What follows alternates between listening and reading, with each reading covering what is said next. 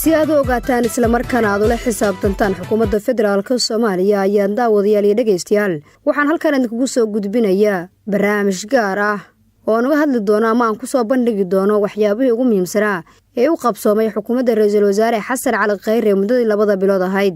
ra'iisul wasaare xukuumadda federaalka Soomaaliya mudane Xasan Cali Khayre ayaa si rasmi ah loogu dhaariyay xilka wasiirka koobaad ee hay'adda fulinta Soomaaliya 29 Maajo. waxauna sheegay in waxqabadka xukuumaddiisu ay noqon doonto mid ku dhisan isla xisaabtan iyo la dagaalanka musuqmaasuqa taa oo sare u qaadaysa hirgelinta hawl hufan ayna saldhig u tahay runsheeg iyo ku shaqaynta aragtida wanaagsan ee shacabka Soomaaliyeed iyadoo mudnaanta koowaad la siinayo gurmadka abaaraha amniga kubcinta dhaqaalaha la dagaalanka musuqmaasuqa shaqo abuurka dib u eegista dastuurka iyo qodobo kale. gurmadka abaaraha ee lagu badbaadinayo dadka Soomaaliyeed waxa uu ra'iisul wasaaraha xukuumadda federaalka Soomaaliya ka dhigay hawsha koobaad ee uu qabanayo isagoo markii ugu horeysay xukuumaddiisa ku soo daray wasaaradda gargaarka iyo maareynta musiibooyinka wuxuuna baaqyo kala duwan u diray dadka Soomaalida la waxsiiyay iyo hay'adaha caalamiga ah. shirar kala duwan ayuu u qabtay qaybaha kala duwan ee bulshada Soomaaliyeed si uga dhaadhiciyo qorshaha xukuumadda ee ku aadan gurmadka abaaraha. waxaan rabnaa markii inaan halkan baaq uga diro dadka Soomaaliyeed meel walba ay joogaan sida aad u aragtaan Sheekh Bashiir iyo Sheekh Nuur iyo aniga aan u soo istaagnay ay dadka Soomaaliyeed oo dhan waxay u soo istaageen meel walba ay joogaan inay ka dhiidhiyaan abaartan baahsan oo ummadda Soomaaliyeed saamaysa sida aan ugu gurmano dadka Soomaaliyeed maanta ayaa waxay wax ka sheegi doontaa taariikhda ummadda Soomaaliyeed. sidaas daraaddeed qof walba oo Soomaali ah meel walba ay joogto qofkii $1 bixin kara qofkii 5 bixin kara kii 100 bixin kara kii ka badan bixin kara qofkii kiilo bariis bixin kara qofkii kiilo bur bixin kara qofkii kiilo timir bixin kara iyo qofkii dharkiisa ka batay qaar bixin kara. waxaan rabaa inaan idin sheego wax la quursado ma yaalin maanta wax walba wada wadaan inaad bixisaan dadka Soomaaliyeedna waa inay iyagu isku tashtaan cid kale oo lagu tashan karana ma jirto. ra'iisul wasaare Xasan Cali Khayre dardargelinta gurmadka abaaraha kuma uusan ekayn baaqyo iyo shirar hayeeshe waxa uu tagay kaam ku yaala garas baale ee duleedka Muqdisho si uu indhiisa ugu arko isla markaana uu la qaybsado dhibaatada dadka Soomaaliyeed ee abaaruhu ka soo barakiciyeen deegaanadoodii. sidaas daraaddeed dadka Soomaaliyeed meel walba ay joogaan waxaan kula talinayaa una sheegayaa inay lagama maarmaan tahay inaan dib isugu noqono inay lagama maarmaan tahay inaan ka fikirno dad walaalaheena oo dalkeena ku dhimanayo. sida aad maqashaan mar walba waxaan ku soo celceliyaa dadka Soomaaliyeed sababtoo ah waxaan aaminsanahay sida kaliya oo dhibku uga bixi karna inay tahay annagu inaan isku tashano cidda wax keenaysana annaga inay ahaato cidda qaybinaysana annaga inay ahaato. laguma noolaan karo baryo cid ma baryi karno. sidaas daraaddeed haddii aad xoolo haysato fadlan xoolo keen haddii aad kiilo bariis bixin karto bixi haddii aad kiilo bur bixin karto bixi haddii dhar badan aad haysato aadan isticmaalin qaar keen haddii aadan wax awoodin fadlan dadka aad u soo ducay. mudane Xasan Cali Khayre ayaa mar kale bil gudaheed waxa uu degmada Daynile ee gobolka Banaadir uga qayb galay raashin qaybin loo sameeyay dad barakacyaal ah. intii uu joog lahaa xafiiskiisa waxa uu go'aansaday in shacabkiisa dhibaataysan uu la qaybsado dhibka markastana waxa uu aaminsanaa in dhibka looga bixi karo oo kaliya dadka Soomaalida caawiya. waxaan nimid degmada Daynile oo hay'adda United Arab Emirates Red Crescent Society ay mucaawinad ugu qaybinayso dad barakacyaal iyo dad dhibaataysan oo dhibaatadaas ay ka timid abaaraha ba'an ee dalka ka jira kuwaas oo meelaha qaarkood ku aafeeyay dad badan oo Soomaaliyeed. in dad badan oo kamid ah dawladda iyo xukuumadda iyo madaxda qaranka ay joogaan degmada Daynile maanta oo Jimco ah oo ka qayb qaadanay inaan isugu nimaadno halkan si dad wax loogu qaybiyo oo wax lagu diirsado. waxaan mar labaad dadka Soomaaliyeed ka codsanayaa meel walba ay joogaan sidii aan sheegay marar hore in ay isku dayaan wax walba ay awoodaan inay dadkooda ku soo taageeraan. waxaan u sheegahay dadka Soomaaliyeed in meel walba hooyo Soomaaliyeed iyo caruur Soomaaliyeed iyo aabba Soomaaliyeed iyo walaalka Soomaali ah ama walaasha ay ku dhibaataysan tahay damiirkeenna waa inaan la tashanaa waana isku dayanaa inaan dadka Soomaaliyeed u soo gurmanaa intii aan idinla hadlay oo aan wasaaraha noqday kadib waxaa la aruuriyay in ka badan 3 milyan oo dollar lacagtaas waxaa loo isticmaalay in la gaarsiiyo dadka Soomaaliyeed meel walba ay joogaan iyadoo ay mas'uuliyadooda leeyihiin culimada Soomaaliyeed iyo dad badan oo lagu kalsoon yahay oo aamin ah dadka Soomaaliyeed oo dhan way isku yimaadeen waxaan rabaa marka ummadda Soomaaliyeed inaan u sheego mucaawanad dibadda laga keeno cid caawin mayso caawinaadda ugu wanaagsan oo annagu aan xor u nahay ummadda Soomaaliyeedna weligood aan ilaabayn waa mid ay ummadda Soomaaliyeed isu gurmadaan madaxda dawlad goboleedka ayuu qabtay shir looga hadlayo gurmadka abaaraha si uu ogaado baahida dadka ku nool gobolada dalka iyo in si siman ay u gaartay gurmadka abaaraha deeqdi loogu talagalay in lagu badbaadiyo dadka ku nool deegaanadaasi waxa uu sidoo kale ra'iisul wasaare Khayre qadka telefoonada aaladaha casriga ee bulshadu ku xiriirto uga qayb galay shirar kala duwan oo dhaqaale lagu aruurinayo dadka Soomaalida ee abaaruhu saameeyeen ra'iisul wasaaraha xukuumadda federaalka Soomaaliya ayaa sheegay in dadka Soomaalida ay jiibeen baaqyadiisii ayna iska soo aruuriyeen lacag aad u badan oo uga qayb qaadanayaan gurmadka abaaraha taa oo muujinaysa taariikhda wanaagsan ee ummadda Soomaaliyeed ee ku aadan iscaawinta dhexdooda ah waxay shacabka Soomaaliyeed ku guuleysteen kaligood inay aruuriyaan in ka badan 5 milyan oo dollar lacagtaasi oo ay dadka Soomaaliyeed u aruuriyeen 20 boqol waa markii ugu horeysay oo dadka Soomaaliyeed ay sidaas u aruuriyaan dhaqaale ay iyagu isugu gurmanayaan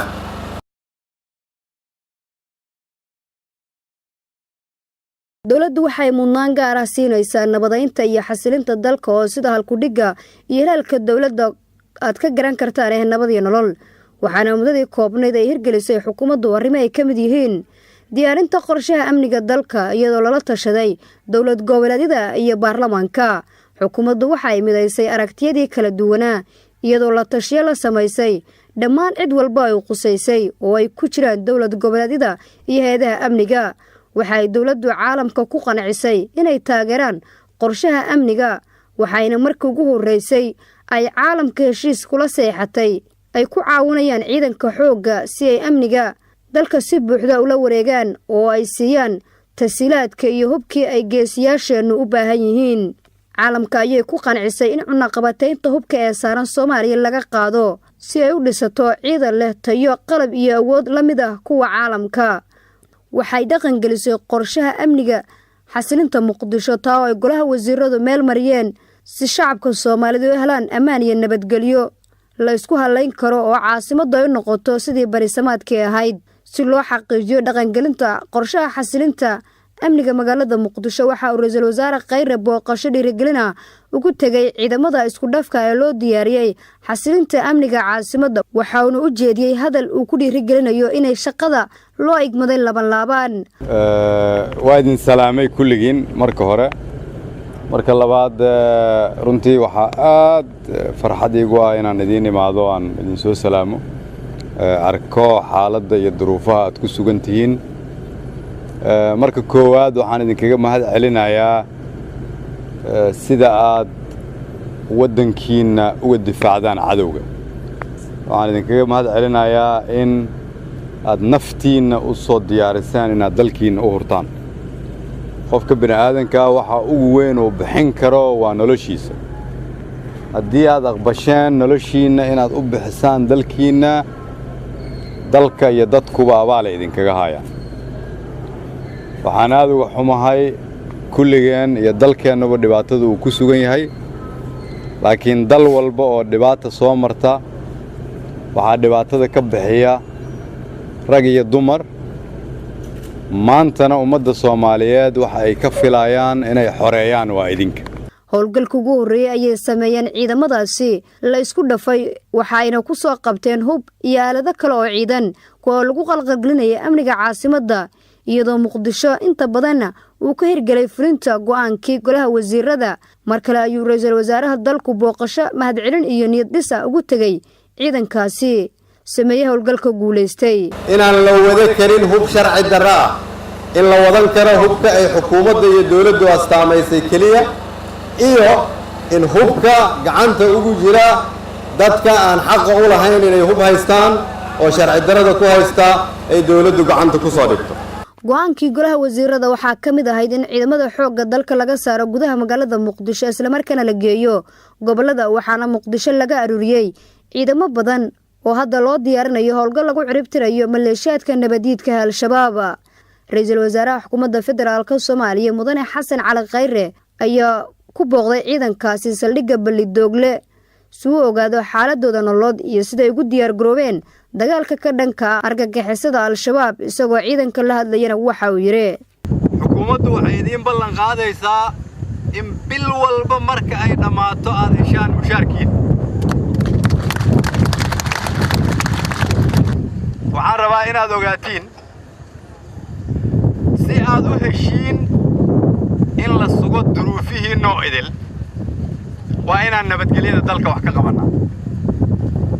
haddii aan isbaarooyinka qaadno, shabaabka aan ka adkaanno, dalkoo dhan aan isku furno, waxaa suurtogelaysa in canshuurtu ay kor u kacdo. canshuurta hadday kor u kacdo waxaa suurtogelaysa inaan jidad ka dhisanno, isbitaallada dhisanno, iskuullada dhisanno, mushaarkiinna aan bil walba si joogtaa u bixinno, idiinna kordhinno.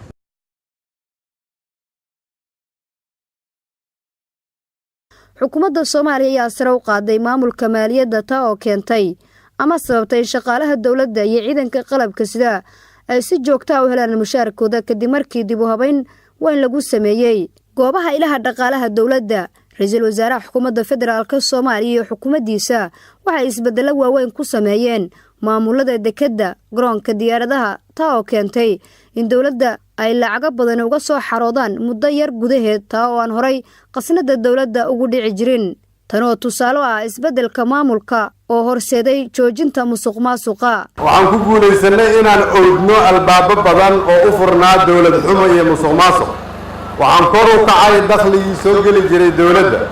waxaan dib u habayn lagu sameeyey qaabka loo maareeyo bixitaanka kharashaadka dawladda oo dhan.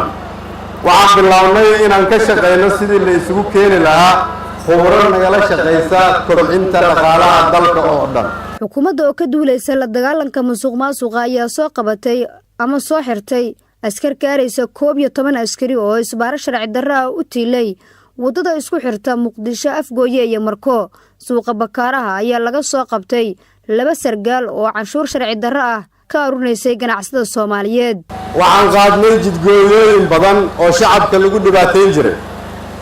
waxaa u xirxiran dad badan oo sharci darro ku haystay jidgooyooyin shacabka Soomaaliyeed looga qaadan jiray lacag xaq darro ah.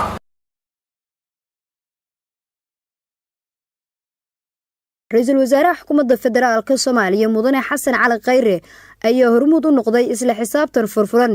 iyo in shacabka loo diyaariyo nidaam ay dawladda kula xisaabtami karaan, isagoo la yimid isbeddel dhab ah, diidayna in uu sii socdo dhaqankii hore. ra-iisul wasaaraha ayaa si joogto ah u kormeeray hay-adaha dawladda iyo wasaaradaha si loo kordhiyo isla xisaabtanka sare loogu qaado adeegyada ay shacabka u hayaan. ra-iisul wasaaraha xukuumadda federaalk Soomaaliya ayaa kulan isxog waraysi iyo talo bixin ah waxa uu Muqdisho kula yeeshay guddiyada amniga iyo difaaca golaha shacabka ka oo ku aadan dhismaha ciidanka xoogga dalka. markaan u imaado qodobada laga wada hadlayay waxa ugu muhiimsanayd arrimihii la saddex maray ee ku saabsanaa ciidanka xoogga dalka Soomaaliyeed inay noqon doonaan 18,000 oo shakhsi ama askar ah. tan ayada waa ka shaafinay, waa aad baan uga shaafinay. 18,000 waa ugu yaraan. muhiimaduna ma aha 18,000kaas inay tahay 18 kaliya ciidanka Soomaaliyeed. ciidanka Soomaaliyeed wuu ka badan yahay, intaas uu ka badnaan doonaa. tiradaasnu waa tira maanta inta dadka ama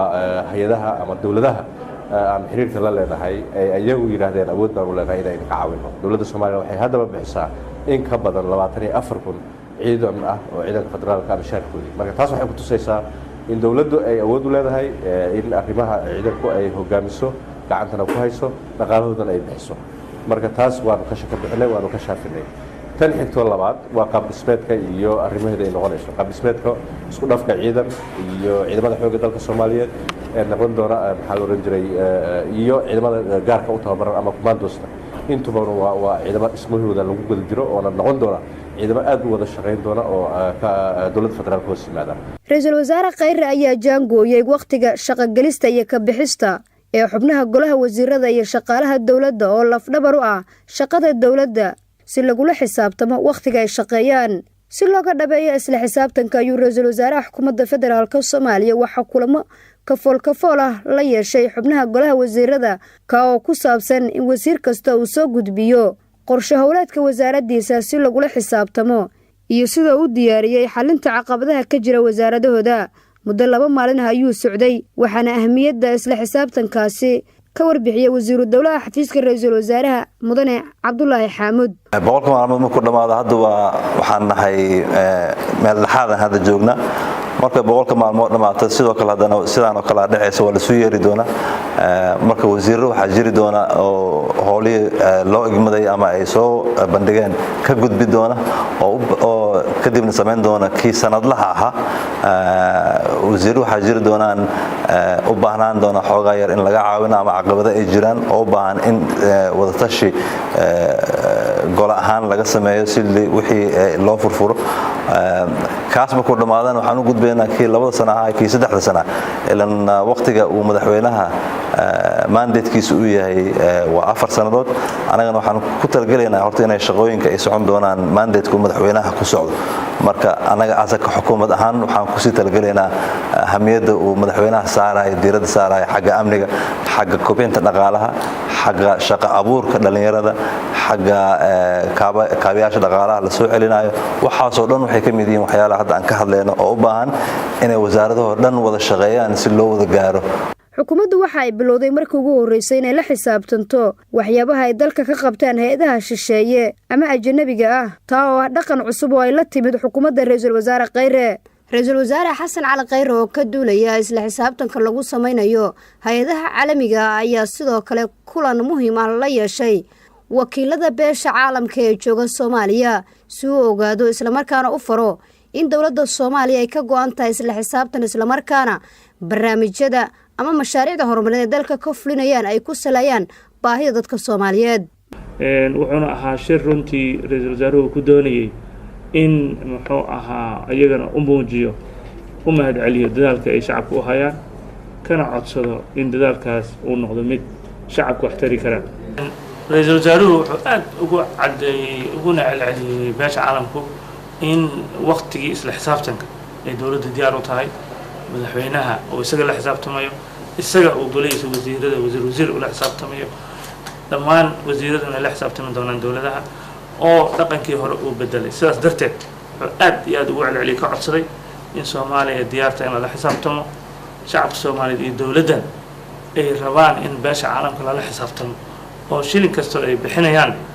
dawladda iyo shacabka la ogeysiiyo. Mudane Xasan Cali Khayre ayaa xubnaha golaha wasiirada u qabtay kula 2 maalin socday oo lagu dardargelinayo waxqabadka xukuumadda iyo sidii loo xoojin lahaa wada shaqaynta xubnaha golaha wasiirada dhexdooda ah oo lafdhabar u ah qabsoomidda shaqo wanaagsan iyadoo lagu go'aamiyay qorshaha xukuumadda ee 100 maalin. maxaa u gashiin militariga Soomaaliya in asisaan maxaa u gashiin inaad dawlad wanaag u keentaan mushaarkoodana aad bixisaan waxaad u gashiin inaad niyadda ka taageertaan mise waxaad u gashiin inaad u difaacdaan dalka sida ay diyaar u yihiin inay difaacaan ma u gashiin inaad bixisaan ultimate sacrifice sida ay diyaar u yihiin dalkooda inay ugu dhintaan diyaar ma u tihiin idinka hogaamiya inaan u istaaganahay diyaarna u ahay inaan u dhinto dalkii haddii wiilasha Soomaaliyeed oo dagaalka kula jira shabaabka ay iiga yeeraan ma maqlaysaan wasiirada dalka difaaca ay iiga yeeraan safka hore oo difaaca waxaan idin ballan qaadayaa inaan diyaar u ahay inaan la istaago waxay kalifaysaa soo maaha inaan naftayda ku waayo wallaahi waa idin dhaaranayo diyaar baan intaa kadib ayaa xubnaha golaha wasiirada waxa uu mid kastaba ku dhaqaaqay fulinta qorshe howleedka wasaaraddiisa lagula xisaabtami doono shaqooyin badan ayayna qabtay. Ra'iisul Wasaaraha Xukuumadda Federaalka Soomaaliya Mudane Xasan Cali Khayre ayaa Muqdisho ka furay shirweynaha horumarinta isgaarsiinta iyo tiknoolajiyada dalka ka oo soo qaban qaabisay wasaaradda isgaarsiinta iyo boostada. Ra'iisul Wasaaraha Xukuumadda Federaalka Soomaaliya Mudane Xasan Cali Khayre ayaa sidoo kale magaalada Muqdisho si rasmi ah uga daafuray duulimaadka tooska ah ee Muqdisho iyo Nairobi kadib heshiis dhex maray dowladaha Soomaaliya iyo Kenya. In maanta aan isugu nimaadno in 10 sano ku dhawaad kadib la soo gaaray waqtigii aeroboorka Aadan Cadde uu shaqayn lahaa sida garoomada kale oo dunida. waan maantay halkan u taagannahay in diyaaradii ugu horeysay ee halkan ka bixi doonto iyadoo aadaysa magaalada Nairobi aanayna sii mari doonin meelihii ay mari jirtay sida Wajeer oo kale. Arrinkani wuxuu daahfur u yahay isu socodka labada wadan, wuxuu kordhinayaa ganacsiga labada wadan, wuxuu hagaajinayaa xiriirka labada wadan. 26 sano kadib ayay xukuumadda Ra'iisul Wasaare Xasan Cali Khayre waxa ay ku guuleysatay hirgelinta qalab sahlaya in garoonka Aadan Cabdulle Cismaan ee magaalada Muqdisho oo habeenkii shaqeeyo. waxaana mashruucaasi ariga ka jiray Ra'iisul Wasaaraha Xukuumadda Federaalka Soomaaliya ama shidaleyrkii ugu horeeyay. qalabkaasna waxaa soo iibsatay dowladda Soomaaliya mana jirin cid ku gacaawisay. waxaan ka qayb qaadanay suritaan nalalkaas oo suurto gelin doona in aeroboorka magaalada Muqdisho uu habeenkii nal leeyahay diyaaraduna ay ku soo degi karaan habeenkii. macnaheedu waxay tahay waxay u sahli doontaa shacabka Soomaaliyeed inay aeroboorka ka soo degi karaan habeenkii oo habeen iyo maalinba aeroboorku furnaan doono. Ra'iisul Wasaaraha Xukuumadda Federaalka Soomaaliya Mudane Xasan Cali Khayre ayaa dhagax dhigay wadada Sodonka ee magaalada Muqdisho taa oo muhiim u ah isku socodka magaalada Muqdisho isla markaana ah wada halbowlo ah.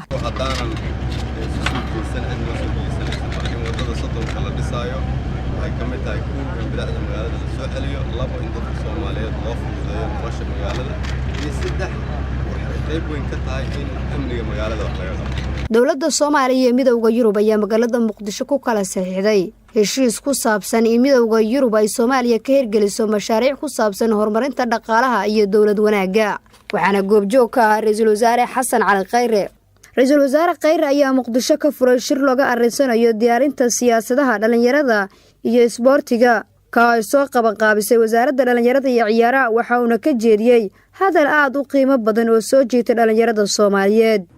dhalinyarada Soomaaliyeed waxaan u sheegayaa dalkan waxa soo xareeyay dhalinyaro idinka idin la mid ah. waxa sharaftiisa iyo karaamadiina keenay dhalinyaro idinka da'diina. waxa u diiday gumaysi dhalinyaro idinka da'diina. waxa u diiday siyaasiyiin iyo dad kale inay wiiqaan dhaqanka iyo sharafta ummadda Soomaaliyeed dhalinyaro idinkoo kala ah. waxaa diiday dalkan in la kala qaybiyo dhalinyaro. waxaan idin xasuusinayaa inaadan cidna marti uga noqonina dalkiina. waxaan idinku dhiirigelinayaa inaadan aqbalinina haddii aad aragtaan wax qalad. waxaan idinku dhiirigelinayaa inaadan aqbalinina haddii la duudsado xuquuqdiina. waxaan idinku dhiirigelinayaa inaadan yeelina cid walba oo danta gaarka ah ka hormarinaysa danta ummadda Soomaaliyeed sababtu waxay tahay dalka idinka iskale. waxaa kaloo qirayaa dadka aniga iyo Khadiijo iyo ragga iyo dumarka Soomaaliyeed oo halkan fadhiyo da'deena ah waxaan qirayaa inaanan idin hayn dalkii aad xaq noogu lahaydeen. Ra'iisul Wasaaraha Xukuumadda Federaalka Soomaaliya ayaa Muqdisho ka dhagax dhigay xarun ay leedahay hay'adda socdaalka iyo jinsiyadaha. Ra'iisul Wasaaraha Xukuumadda Federaalka Soomaaliya ayaa sidoo kale xariga ka jaray wada laami oo muhiim u ah isku socodka magaalada Muqdisho taas oo lagu dhisay lacag laga soo ururiyay shacabka Soomaaliyeed. Ra'iisul Wasaaraha Xukuumadda Soomaaliya ayaa Muqdisho ku soo xiray shirweynaha wada tashiga ee horumarinta warbaahinta dalka oo ay heshiisyo muhiim ah ku kala saxiixdeen dawlad goboleedka iyo dawladda dhexe iyo ururada warbaahinta ka oo soo qaban qaabisay wasaaradda warfaafinta iyo hanuuninta dadweynaha. raggan iyo dumarka halkan yimid oo daawanaya kuwa TV-yada hadda horteyda taagan waxaan idin sheegayaa sida madaxweynaha iyo ra'iisul wasaaraha iyo wasiirada iyo dawlad goboleedyada dalkan mas'uul uga saaran yahay ayaa idinkana dalkan mas-uul idinkaga saaran yahay. waa inaad kala doorataan inaad doonaysaan inaad dalka kala goysaan iyo inaad soo dhaweysaan. waa inaad kala doorataan inaad runta iyo xaqiiqda ka hadashaan oo ilaahay ka baqdaan iyo inaad wax siyaasadaysan ka hadashaan. waa inaad kala doorataan inaad ummadda Soomaaliyeed u sheegtaan wanaagooda iyo inaad bumbuunisaan xumaanta. wasaaradda dastuurka ee xukuumadda federaalka Soomaaliya ayaa kulamo wada tashi ah looga hadlayo dib u eegista dastuurka la yeelatay ururada bulshada rayidka qaybahooda kala duwan. ra'iisul wasaaraha xukuumadda federaalka Soomaaliya ayaa Muqdisho ka furay shirweyne ku saabsan ansixinta qaab dhismeedka manhajka waxbarashada dalka, isagoo tilmaamay waxbarashadu ay tahay tan abuuri karta mustaqbal wanaagsan oo u yeesho dalkeenu. haddii qof idin kamida uu u arko waxbarashadu inay tahay ganacsi, waxay ka mid tahay waxyaabaha dalka burburinayaan.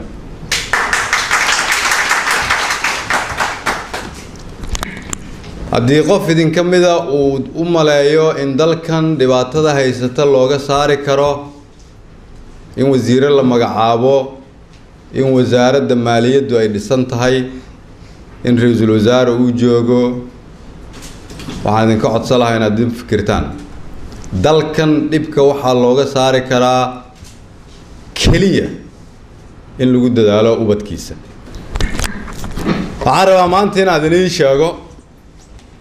haddii aad sugaysaan in wasiiro iyo ra'iisul wasaare la magacaabay ay dalkan sidii hore ka bedelaan, ma ka bedeli karaan. anaa idin sheegaya sababtoo ah nidaamka wasiir walba iyo ra'iisul wasaare walba iyo madaxweyne walba u imaanaya. mudane xasan cali khayre ra'iisul wasaaraha dalka ayaa si rasmi ah Muqdisho uga furay imtixaanka midaysan ee dalka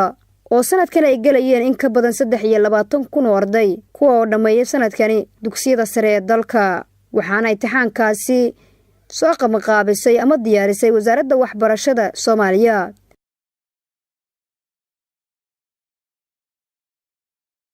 kalsoonida shacabka Soomaaliyeed waa mid ay ku dhisan tahay dawladda hadda jirta, waxaana ra'iisul wasaare Khayre qaatay go'aan ah inuu ka shaqeeyo xoojinta xiriirka wanaagsan ee bulshada iyo dawladda, isagoo dhalinyaro fara badan kula damaashaaday xeebta Lido, isla markaana ka dhageystay fikradooda ku aadan qaabka ay doonayaan inay dawladdu u shaqeyso, kuwaad ugu faraxsan inay arkaan isagoo dhageysanaya fikirkooda.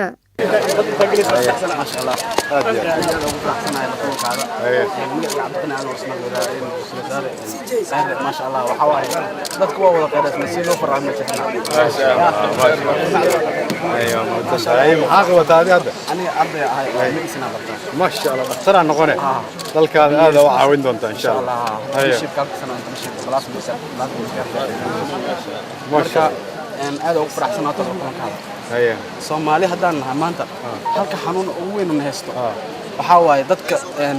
Soomaaliyeed oo hadeertan soo qaxay oo dhibaataysan oo qof kasta dareenkaas ku jiro. ما dhaxdaas masaajid aan jimca ku tukanay sheekh ka hadlay dadka dhibaatada haysto wuxuu dhahay oo ka wada weyn walaah inta meesha oo dameerka haysto way wada weysay marka dawladdeena cusub maxaa dadkaas ugu tala gashay dadkaad u qiiroonaysid oo saasaad dadkaad u xanuunsanaysid waa waxyaabaha aan rajada ka qabo inay Soomaalinimada soo celinayso. annaga waa ogtahay dawlad ahaan waxaan ka shaqeynaa inaan isku dayno annaga inaan isku tashano sidii aniga aan dawladda ugu soo biiray dadka Soomaaliyeed waxa laga aruuriyay 3 milyan oo dollar. lacagtaas gobol walba Soomaaliya ka mid ah aan geynaa meel walba dad Soomaaliyeed joogaan. inta ilaahay idankii dadkeena ay dhibka ka bixi doonaan ma jooji doona haddii ilaahay beerta nabadda ayuu shacab aad u fara badan oo u badnaa dhalinyaro kula jimcaystay ra'iisul wasaare Khayre si uu dhageysto talooyinkooda, isla markaana u dareensiyo in iyagu ay leeyihiin dawladda. runtii maanta aadan ugu faraxsanahay in ra'iisul wasaare Xasan Cali Khayre aan ku kulmo beerta nabadda isagoo maanta nala jimcaystay. waxay inoo tahay farxad dhalinyarada ku sugan magaalada Muqdisho. waa maalin aad ugu qiimo badan, waana ku faraxsanahay in ra'iisul wasaare Xasan Cali Khayre maanta aan la kulmo. waxaan ku bogaadinahay ra'iisul wasaaraha in uu sii wado oo bulshada uu sii dhex galo si nabadna waxay ku timaadaa bulshada. والله ما شاء الله waxaan la soo koobi karin macnaha maanta waa maalinimo jimcaha aad baa loo damaashaadaya beerta nabadda. aniga khaasatan markaan ra'iisul wasaaraha arkay aad ayay shucuurtay u kacday oo waxaan aad ugu farxay macnaha sida uu u labisan yahay ee Soomaalida ka muuqata ee dharkeena hiday dhaqanka ah ugu labisan yahay sida yacnaha ay dadku u saameynaya ay u jeclaadeen soo muddo yar u magacaaban xilka ra'iisul wasaarnimada taas waxay muujinaysaa Soomaaliya inay noqotay mar qura mid isla jaan qaado dhalinyaradeeda iyo dadkeeda waaweyn iyo kulligeedba ay macnaha ay sayidon qabiil loo fiirnaynin ay wadada nabadda cagta saartay ra'iisul wasaarahan uu yahay ra'iisul wasaare qaran mudan xasan cali khayre dareenkayga guud si guud ahaan u saabsan bulshada reer muqdisho iyo dareenkayga gaar ahaaneed dhalinyarada muqdisho waxaan aad ugu faraxsanahay emotionally inuu ra'iisul wasaaraheen aad noo dhiirigelinayo oo noo imaaday waxaan ilaahay subxaanahu wa tacaala isaga iyo inta hoggaanka dalka noo hayay uga baryaynaa inuu ilaahay subxaanahu wa tacaala la garab galo wadooyinka ama laamiyada ayuu kula kulmayay ra'iisul wasaaruhu bulshada Soomaaliyeed isagoon muujinaynin cabsi amni ha yeeshee waxa uu muhiim u ahaa inuu dhageysto dadkiisa dhibaataysan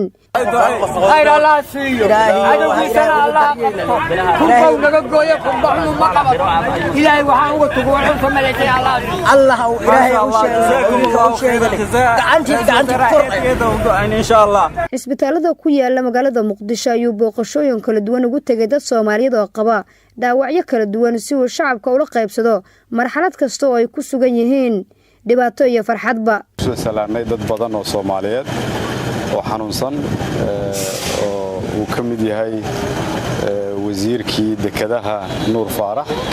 waxa kale soo aragnay dad kale oo Soomaaliyeed oo xanuunsan uu ka mid yahay Abwaan Sangub waxaan soo marnay isbitaal kale oo ku soo salaanay fanaanadii qaranka Zeynab Xaaji Cali Baxsan waxay joogaan laba isbitaal oo kala duwan dadaalna waa loogu jiraa annaguna waxaan u nimid inaan u nimaadno u duceyno dadka Soomaaliyeed waxaan ka codsanaynaa inay walaalahooda dhibaataysan u soo duceeyaan ra'iisul wasaare Khayre ayaa sheegay in xukuumaddiisu ay ku shaqeynayso rabitaanka shacabka Soomaaliyeed ka go'an tahay inuu runta u sheego xitaa haddii uu ku weynayo xilkiisa isagoo ka duulayay shacabkiisa uu runta u sheego isla markaana ugu baaqay shacabka Soomaaliyeed inay la yimaadaan isbedel dhab ah oo dawladda ay ku garab istaagayaan ummadda Soomaaliyeed waxaan rabaa markii mustaqbalka la yiraahdo muxuu Xasan Khayre ku soo kordhiyay shaqada wadankan kaliya hal mid in la yiraahdo shacabka Soomaaliyeed ayuu soo hor istaagay runtuuna u sheegay hatta haddii ay kalifayso run sheegiddu inaan shaqadayda ku waayo diyaar baan u ah ra'iisul wasaaraha xukuumadda federaalka Soomaaliya mudane Xasan Cali Khayre ayaa hogaamiyay olole nadaafadeed dib loogu soo celinaya bilicda caasimadda iyo dhammaan magaalooyinka dalka suu dalkeenu u noqdo mid looga daysado bilicda iyo nadaafadda waxa uu noogu baaqay shacabka Soomaaliyeed iyo mas'uuliyiinta kale ee dawladda inay ka shaqeeyaan nadaafadda aysan jirin cid ka caawin karta dadka Soomaaliyeed nadaafadda shacabka Soomaaliyeed ee maanta ka qayb galay soo celinta bilicda magaalada Muqdisho